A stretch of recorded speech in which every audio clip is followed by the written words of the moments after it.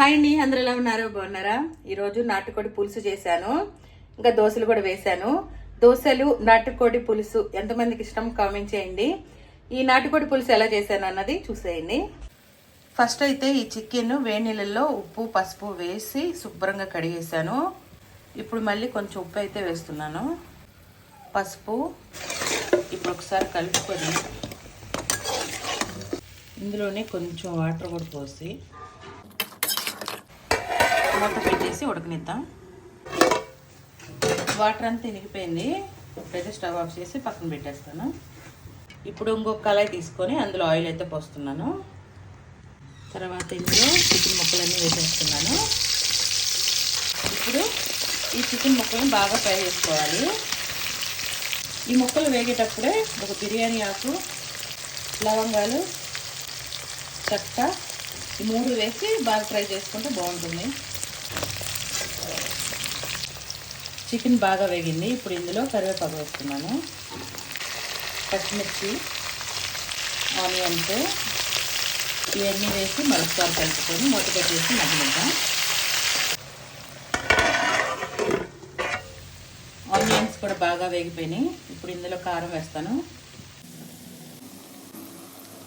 కారం వేసి ఒకసారి కలుపుకొని ఇంకా వాటర్ పోసేయాలి. పులుసు కాబట్టి నేను వాటర్ ఎక్కువ పోస్తున్నాను. ఒకసారి కలిపేస్తాను. ఒక పొంగు వచ్చిన తర్వాత మసాలా వేస్తాను.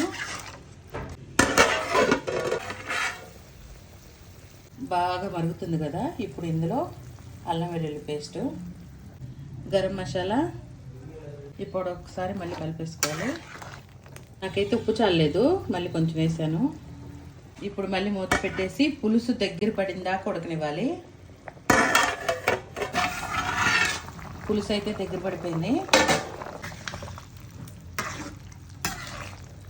ఇప్పుడు ఇందులో కొంచెం పుదీనా, కొత్తిమీర ఇప్పుడు ఒకసారి కలుపుకొని ఒక 2 నిమిషాలు ఉంచేసి స్టవ్ ఆఫ్ చేసుకుంటే నాటుకోడి పులుసు రెడీ అయిపోతుంది.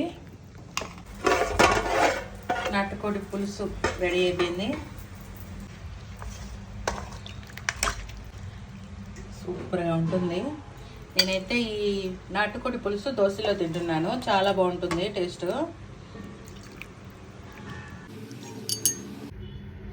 నాకైతే చాలా ఇష్టం ఇలా దోశల్లో నాటుకోడి పులుసు ఇలా నంచుకొని తింటాం.